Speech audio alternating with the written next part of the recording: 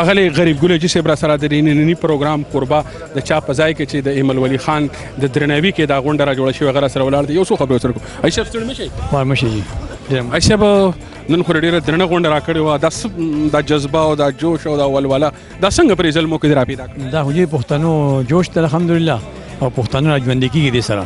نه موږ د نن زموږ د پارټۍ د عوامي مشر پارټۍ د هسپندیار خنزوی راغلی ایمل خان نو هغه موږ هغه ته دعوت ورکړی دا خلک هغه ته راغونډ شوي زه موږ خپله پارټي را ژوندي کوو دوباره دې پر اړم یو.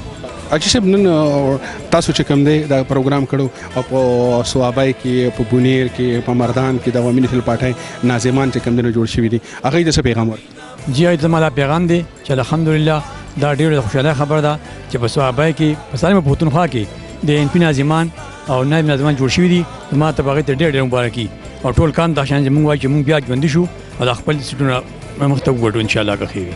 ډېره مننه. ډېره مننه. السلام علیکم.